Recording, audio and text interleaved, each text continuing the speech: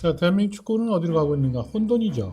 길을 제대로 찾고 있지 못하다는 생각이 들어요. 길라잡이에 있는 대한축구협회가 당연히 일단 설정을 잘못하고 있는 것 같아요. 어찌됐든 대한민국 축구는 어디로 가고 있는가? 갈지자로 먹고 있는 것이 아닌가. 자, 신문선의 꼬리에 라이브 소통 방송 시작하겠습니다. 2025 대한민국 축구를 우선 결산하고요. 그리고 2026 대한축구협회가 그 신년사를 정문개정에 발표를 했는데 그 부분에 대해서 저희가 제대로 한국 축구에 대한 해법을 제시하고 있는가에 대한 부분은 막판에 가서 제가 쓴소리를 쏟아 붓겠습니다. 대한민국 축구는 어디로 가고 있는가? 이렇게 대한민국 축구가 혼돈에 있는 시기는 없었다 이런 생각이 듭니다. 더군다나 축제 분위기로 맞아야 될 2026 북중미 월드컵 해외인데도 불구하고 대한민국 축구는 지금 갈 곳에 로얄 로드 다시 해서 그 지름길을 찾고 있지 못하다는 이런 생각이 들어서 2025년에 대해서 결산을 하고 그리고 대한민국 축구에 대해서 2026년 어디로 가야 될지에 대한 지혜를 여러분들과 소통을 통해서 나누도록 하겠습니다. 네, 이제 첫 번째 순서로는 대한민국 축구 국가대표팀 결산에 대한 내용입니다. 올해 3월 달에 이제 첫 아시아 3차 예선이 열렸었는데 한국과 오만이 3월 20일 날 경기가 열렸었죠.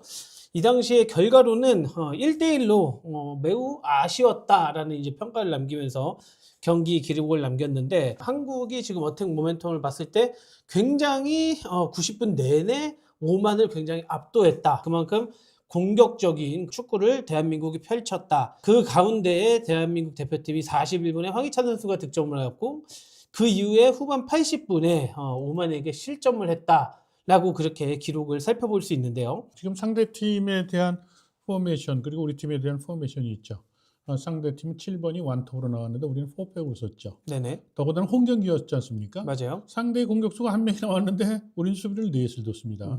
이 부분이 바로 홍명보 감독에 대한 신뢰도를 추락시키는 이게 전술적으로 가장 기본적인 그 포메이션에서 숫자를 4명을 수비에 놔뒀어야 되는가에 대한 이런 부분이죠. 그리고 조금 전에 신 PD가 얘기했듯이 어택 모멘텀에 대한 얘기를 했는데 한국이 이렇게 경기를 지배하면서도 경기는 1대1로 끝날 수밖에 없었던 가장 큰 이유는 느린 보축구를 했다. 볼 터치 횟수는 많죠. 횡패스, 백패스. 상대는 이미 수비에 들어갔고. 한번 기록을 네. 살펴볼까요? 네, 그러시죠.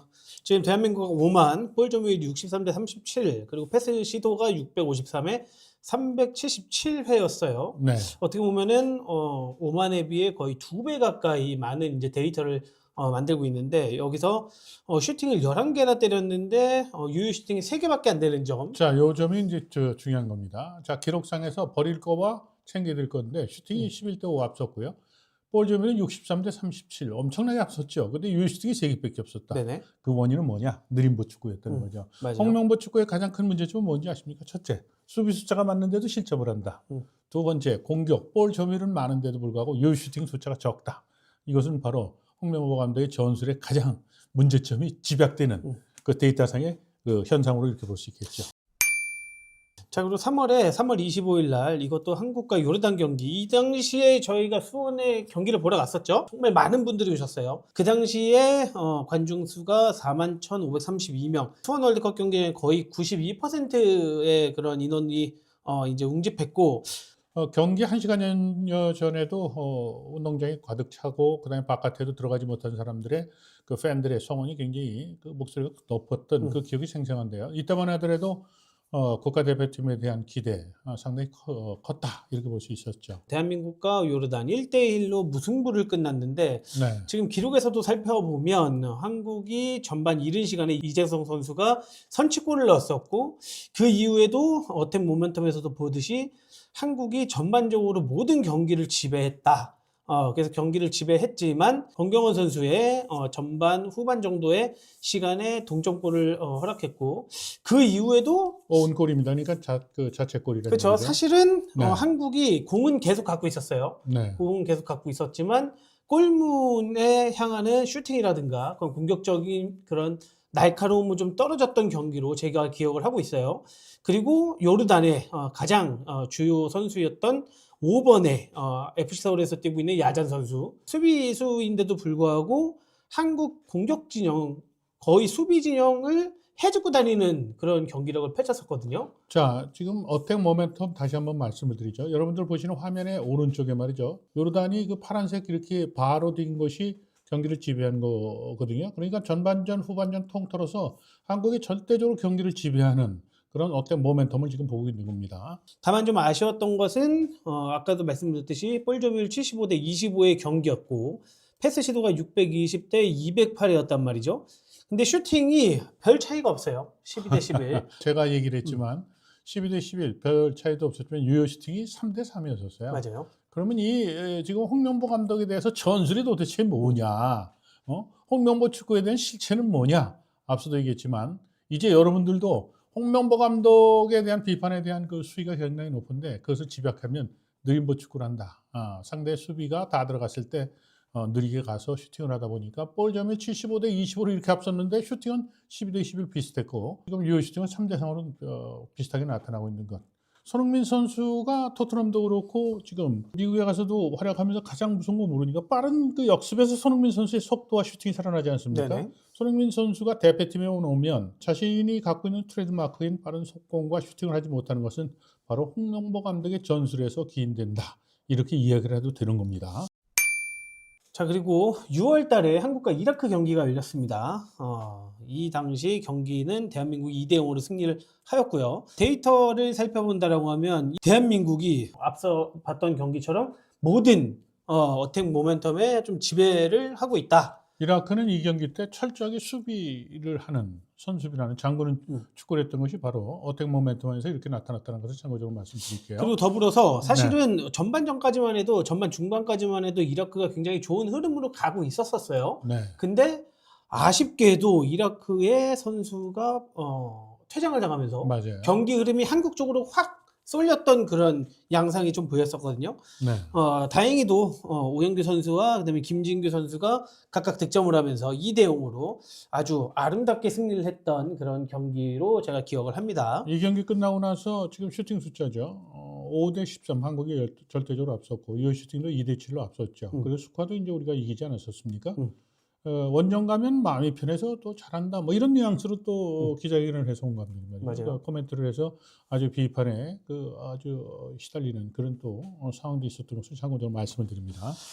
자, 6월에 한국과 쿠웨이트 경기도 있었죠. 네. 이 당시 한국과 쿠웨이트 대한민국이 대승했습니다. 4대 0으로 대한민국이 승리한 그런 경기였는데 당연히 이긴 팀은 데이터가 좋아요. 네. 어택 모멘텀을 봐도 쿠웨이트의 몇 차례 그런 기록을 제외하면 나머지는 대한민국 대표팀이 모두 선점을 하고 있는 걸로 살펴볼 수 있고요. 네, 그때 쿠웨이트는 뭐 사실은 그 배가 쪼개진 그런 상태로 이제 경기를 치르는 거였지 않습니까? 네네. 선수들 구성도 그랬고 뭐 여러 가지 혼란스러웠던 상태였기 때문에 쿠웨이트 입장에서는 대패를 하기 위해서 한국에 온 것이 아닌가 이렇게 비판받을 정도의 그런 경기였던 것을 참고적으로 말씀드립니다. 맞습니다. 이날 쿠웨이트 경기를 끝으로 대한민국이 11회 연속 월드컵 본선 진출을 확정하는 날이었어요. 그래서 굉장히 뜻깊은 그런 경기였고. 네, 근데 지금 화면에 보시면 알겠습니다만 뒤쪽에 지금 선수들이 그 팬들 앞에서 환호 작약을 하고 있습니다만 스탠드가 텅텅 배 있는 것을 볼 수 있죠. 네네. 네, 참 이러한 지금 사진을 통해서 한국 축구에 대한 국민들의 그 외면, 또 분노, 비판 이런 것을 월드컵 10일에 그 본선 진출을 확정짓는 그런 축제의 날에도 이런 것이 상황 경기장에 그대로 재현이 됐던 것이죠. 7월에는 참 더운 날이었는데 2025년 EAFF 뭐 동아시안컵이라고 우리가 일컫죠.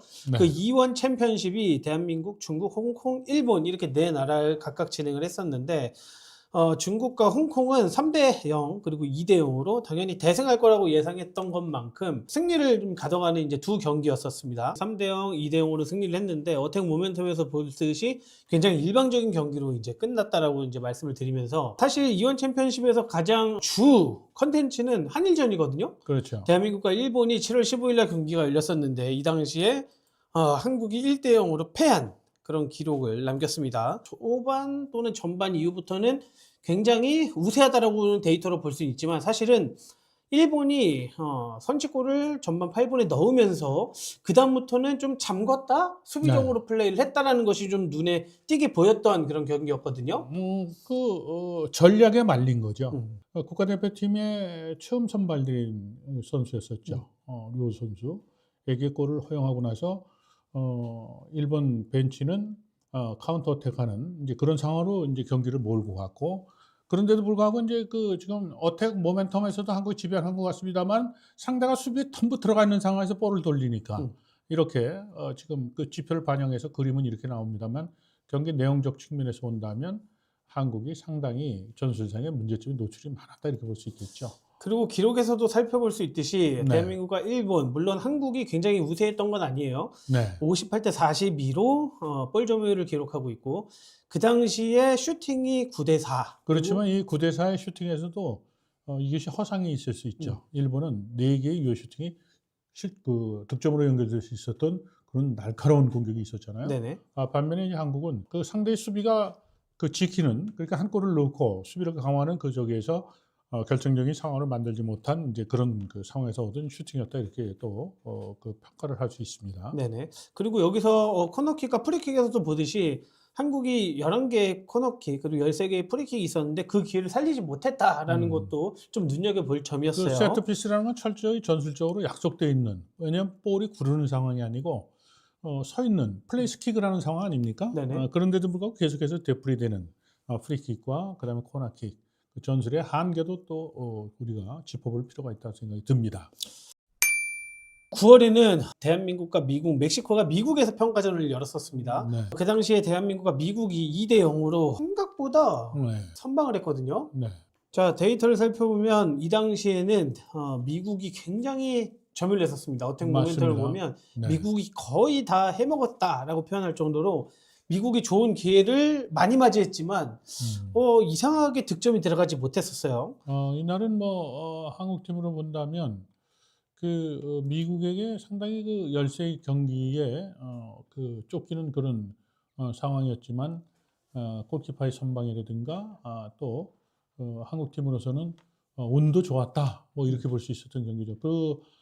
제가 그날 경기가 끝나고 나서 관전평 성격으로 얘기했을 때도 지금 말씀드렸듯이 한국 대표팀의 그 2대 0의 스코어에 취하면 안 된다. 그 취하는 것은 스코어에 취하는 것이 아니라 경기 내용적 측면에서 월드컵 본선가는 과정에서의 그 평가전이기 때문에 지금 그것이 바로 어택 모멘텀에서 제대로 나타나고 있거든요. 이런 문제가 미국과 경기에서 또 노출이 됐었죠. 특히 수비수에서의 그 공격에 전개되는 그 플레이에 대한 패턴에 대한 문제도 심각할 정도의 그 문제가 노출이 됐었죠. 제가 이 당시에 누구라고 얘기할 수는 없지만 한 축구 관계자랑 통화를 하면서 그런 얘기를 들었었어요. 한국의 장점이 뭐냐라고 했을 때 네. 한국 대표팀은 이상하게 골을 넣고 이상하게 승리한다. 네, 그게 바로 이 미국과의 평가전 경기를 좀 두고 얘기했던 것 같은데 네. 경기는 미국이 굉장히 우세했는데 한국은 전반에 두 골을 넣고 뭐 다른 경기들도 마찬가지지만 이상하게 골을 안 먹고 골을 넣는다. 네.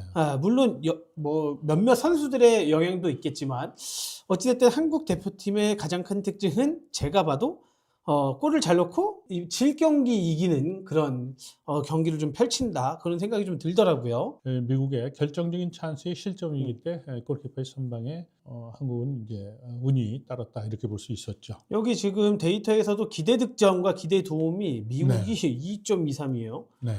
반면에 한국은 0.74 그런 걸로 봤을 때 데이터상으로는 미국이 굉장히 앞섰다. 라고 여러분들 기억하시고 계실 겁니다. 자, 대한민국과 멕시코 경기 2대2로 종료가 되었었는데 이 당시에도 멕시코가 굉장히 우세했던 걸 좀 기억을 해요. 굉장히 날카로웠고 경기의 스코어랑은 관계없이 전반전부터 거센 멕시코의 공격에 실점을 했었는데 자, 이 경기에 이제 우리가 스타팅 멤버를 눈여겨봐야죠.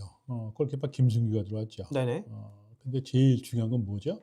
바로 손흥민 선수가 스타팅 멤버에서 빠진 겁니다. 맞아요. 사실은 미국 그 평가전 떠나기 전에 홍명보 감독이 무슨 얘기를 했어요? 손흥민은 주장에서 이렇게 바꾸겠다는 그런 또 그 뉘앙스의 그렇죠. 얘기를 쪼코로 해서 사용하겠다. 네, 그리고 쪼코로 쓰겠다 그래가지고 신문선의 꼬리에서는 그 홍명보 감독의 실언 그래서 아주 아프게 꼬집었었는데요. 사실 이 대한민국과 멕시코 경기에서 변곡점은 손흥민 선수의 득점이 2대1 따라가는 골이었었죠. 맞아요. 결과적으로는 기점이 됐기 때문에 갑자기 대표팀의 경기력이 급상승하는 그런 또 포인트가 있었거든요. 그 손흥민 선수를 스타팅 멤버에서 뺀 거에 대한 것도 그 문제였었지만 미국의 두 차례 평가전 가면서 손흥민 선수 주장 문제에 대해서 거론한 것이 그 국내에서는 아주 홍명보 감독에 대한 비판의 수위가 상당히 높았다 이렇게 볼 수 있겠죠.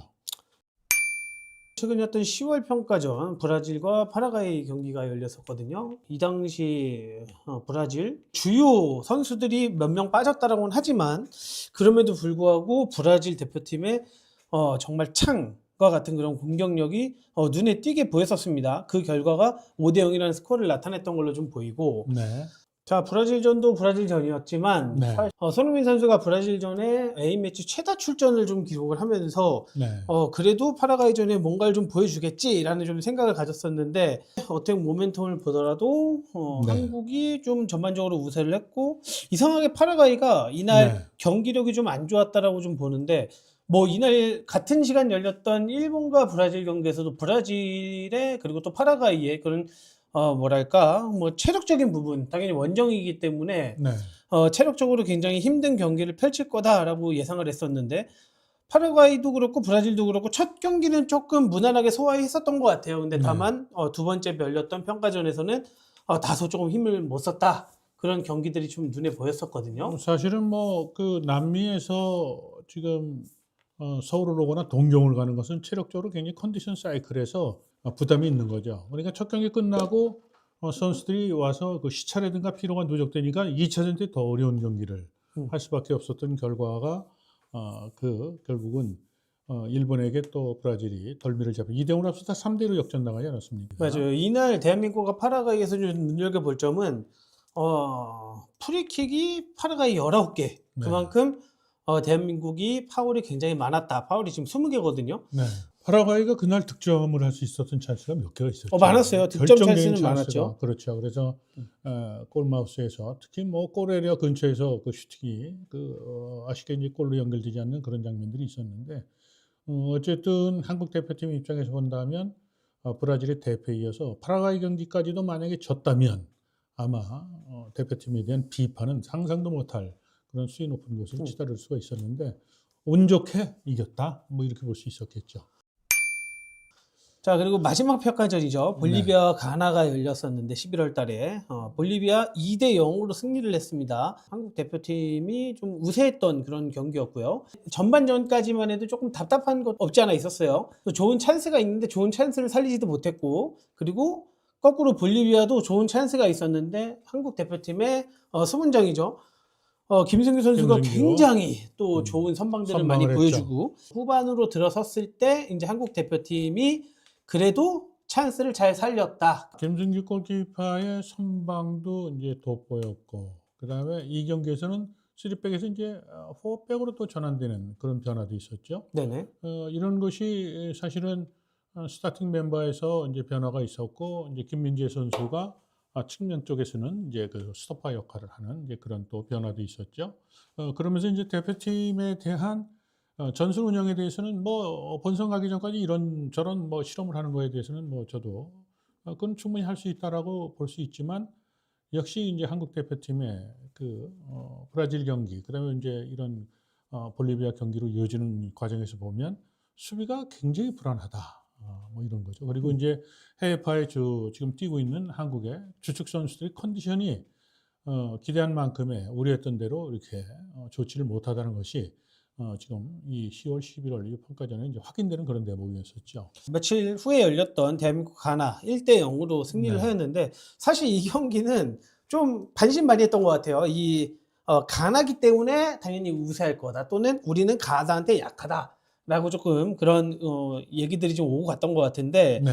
물론 뭐 가나가 한국보다 랭킹이 낮기 때문에 한국이 지배적으로 경기를 할 거다라고 예상했던 반면에 전반전까지는 좀 득점이 없었습니다. 네. 좀 재미없는 또는 좀 흥미진진하지 못한 그런 경기들이 계속 흘러가다가 이강인 선수가 쪽에서 왼발로 크로스를 깊게 넣어줬는데 그것이 이태석 이태석 선수가 선수. 정말 참 잘 감각적으로. 밀어 넣었다. 네. 그게 선취골이 되었고 그게 경기의 승패를 갈랐죠. 네, 이날 가나와 1대5로 이기긴 했지만 어떻게 보면 평가전에 대한 목표 그리고 전술적인 어떤 완성도 이런 부분에서 또 자유롭지를 못했다 이렇게 또 비판을 할 수 있습니다. 자, 앞서 열렸던 경기별 이제 관중수를 좀 한 페이지로 좀 담아봤는데 네, 가장 주 포인트는 한일전에 관중이 단지 50%밖에 안 됐다. 네. 이거 사실 굉장히 심각한 문제거든요. 사실 어, 한일전이면 네. 당연히 굉장히 흥행할 거다라고 의견들이 있었는데 50%밖에 안 찼습니다. 50%밖에 차지 않았던 가장 큰 원인은 뭘까요? 뭐 용인이어서 네. 불편해서라는 얘기들도 있었죠. 근데 네. 다만 그 이유만은 아닐 거예요. 자, 대표팀은 불량품을 생산하는 공장으로 축구협회는 이미 비난을 받고 있었고요. 그리고 또 한 가지는 대표팀 감독에 대한 선임의 절차상의 문제에 대해서 국민들은 화가 날 대로 났죠. 그리고 또 대표팀 경기에 대한 언론에서의 그 비판적 시각에서의 그 불만들 그리고 뭐 국감장 뭐 여러 가지 뭐 그런 현상들이 겹치면서 대한민국 축구 월드컵 본선 티켓을 딴 그 팀인데도 불구하고 팬들은 철저히 외면하는 그런 아픔이 있었죠. 네, 브라질전까지만 해도 92%의 그런 관중수를 동원했었는데 파라과이전 가고 나서부터 32% 네. 그리고 가나의 49%. 네. 그러면서 대두가 되었던 얘기가 대한민국 축구 대표팀에 대한 국민들의 보이콧 얘기가 이제 살살 나오기 시작했었거든요. 네, 사실은 이것도 뭐 팬도 팬이지만요, 관중수. 더 치명적인 건 뭐냐면, 국가대표팀의 그 월드컵 본선 티켓을 딴 대표팀에 대한 라이브로 중계가 됐을 때 시청률이 2, 3%밖에 나오지 않았다는 거예요. 5% 미만의 시청률을 기록하면서 철저하게 한국 축구 대표팀에 대한 그 상업적 가치는 아주 심각할 정도로 팬들로부터 외면받는다는 것이죠. 그것이 결국은 어떻게 될까요? 축구협회 수익과 직결이 되겠죠. 관중의 이런 숫자가 떨어지는 것은 대한축구협회가 원정팀에 대한 개런티 뭐 이런 것들을 지불하고 나면 아마도 수지상으로 어떻게 되겠어요? 적자 이 상태로 가지 않겠습니까? 축구의 미래적인 시각에서 본다면 상당히 그 우려되는 대목이 지금 관중 수 집계로 이게 지금 나타나고 있다고 볼 수 있는 거죠. 그리고 누구는 호재라고 하고 누구는 걱정된다라고 하는 피파 북중미 월드컵 조추첨 결과가 이제 나왔죠. 네. 한국은 그룹 A로 멕시코 그리고 남아공 그리고 대한민국 그다음에 UEFA 플레이오프 D조의 승자 이렇게 붙게 됐는데요. 경기 일정을 좀 살펴보면 한국의 2026년 6월 10일 대한민국과 유럽 플레이오프 결승자 그리고 6월 19일 멕시코와 또 대한민국 그리고 6월 25일 남아공과 대한민국 이렇게 일정은 나와 있습니다. 지금 어떻게 보면 한 가지 긍정적인 것은 멕시코에서만 그 경기를 치르는 것이 다행이다 이렇게 볼 수 있겠죠. 맞아요. 네. 지금 오히려 거꾸로 멕시코와 한 조가 되면서 물리적인 그런 거리적인 시간적인 그런 부분에서 다른 조보다는 조금 앞선다라고 또 말씀들 하시더라고요. 네, 제가 86년도 멕시코 월드컵 당시에 멕시코 현장에 가서 경기를 다 했던 그 기억이 있거든요. 경험이 있는 거죠. 멕시코 가면 지금 뭐 다른 팀들도 마찬가지이긴 하겠습니다만 멕시코를 제외한 3개국은 고산지대, 그러니까 굉장히 높은 지대이기 때문에 산소 결핍에 따른 경기력의 악재를 어떻게 극복하고 이제 이것을 경기력으로 소화할 것이냐, 뭐 이런 부분. 특히 경기력의 요소는 뭐 체력과 기술 전술 뭐 이런 얘기하잖아요. 체력적인 부분이 굉장히 강조되는 그런 그 대회가 될 것이다 이렇게 저는 봅니다. 이 고산지대를 여러분들이 겪어보셨는지 모르겠는데 제가 어릴 적에 스위스의 융프라우죠. 네. 산 정상 꼭대기에 이렇게 캠프가 돼 있는 곳에서 뛰어댕기다가 고산병 걸려가지고 한 반나절을 기절해 있었거든요. 그만큼 고산지대가 신체적으로 끼치는 영향은 어마무시할 거다라고 저는 생각을 하고 있어요. 제가 그때 멕시코 갔을 때 85년도에 도착한 다음 날 그 조깅을 했어요, 시내. 그리고 호텔로 들어와서 커피를 쏟는 그런 일이 있었거든요. 머리가 무거워가지고요. 모든 것이 집중이 되질 않는 이제 그런 고산병을 제가 경험을 했거든요. 그래서 이번 그 멕시코에서 열리게 된 2026 북중미 월드컵, 과거에 83년도에 박정환 그 감독이 이끄는 붉은 악마라고 우리가 애칭을 받았던 세계 청소년 선수권 대회 때 이제 4강에 갔을 때 박정환 감독이 타령에서 마스크를 씌워서 이제 그 런닝을 한 뭐 연습을 했다. 뭐 이런 그 과거 얘기도 있습니다만 한국 대표팀 입장에서 본다면 경기력이 가장 중요한 그 체력적인 부분에 대해서 어떻게 준비를 할 것인지에 대한 숙제는 또 상당히 중요한 문제다 이렇게 볼 수 있죠. 자, 지금 이 플레이오프 D조 관련된 얘기가 있었는데 네. 2026 유럽 지역 예선이 준결승이 3월 26일 그리고 결승이 3월 30일 날 이제 종료가 되기 때문에 아마 이때쯤이면은 네 국가 중에 한 팀이 정해질 것이다.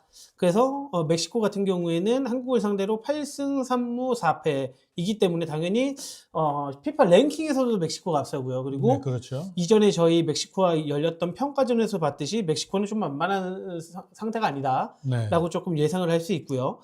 남아공 같은 경우에는 피파 랭킹이 61위이지만 그럼에도 불구하고 남아공이 갖고 있는 그런 대한민국과의 상성에서 봤을 때 이 또한 좀 쉬운 팀은 아닌 것 같고, 네. 그리고 유럽의 그 플레이오프에서 덴마크, 아일랜드, 체코, 북마케도니아 요 네 팀 중에 한 팀이 대한민국과 상대를 한다라고 하면 이 또한 또 쉽지 않을 것 같고. 앞서 얘기를 했지만 그 멕시코에서 3경기를 치르게 되는 한국 대표팀 입장에서 본다면 유럽의 어떤 팀이든 체력이 뛰어난 것은 인정해야 될 거예요. 맞아요. 이제 그 부분이 우리에게 가장 큰 고민거리가 될 거고요. 또 한 가지는 남아공이 현재 피파 랭킹 61위에 처져 있지만 남아공이 연령대가 낮은 그 세계대회에서 또 좋은 성과를 거뒀던 그런 팀 아닙니까? 맞아요.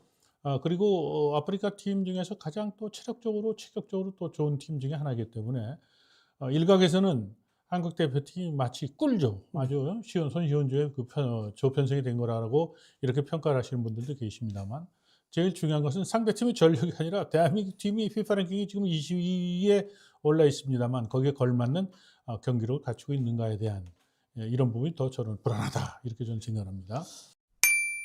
어젠가에 그 신년 축구협회 사회 보면 그 전문 기자가 되는 거 보면 역대 월드컵에서 최고의 성적을 거두는데 지원하겠다라고 얘기를 하는데 뭘 지원하겠다는 거예요. 구체적인 것은 없더라고요. 그게 정문규 회장이 해왔던 늘 알맹이 없는 얘기를 늘 해왔는데 홍명보 감독 지원해서 최고의 성적을 거두겠다는데 뭘로라고 하는 질문입니다. 자, 양거 없는 한국 축구는 올바른 길을 걷고 있는가라고 이제 정말로 심각합니다. 심각한 것은 뭐냐면 상대팀 감독 관련된 문제였었는데 선수의 그 주장 관련된 또는 축구협회 문제점 끝판왕입니다. KFA 정문규 회장. 월드컵 최고 성적의 도전 그리고 A매치를 확대하겠다. 이거는 피파에서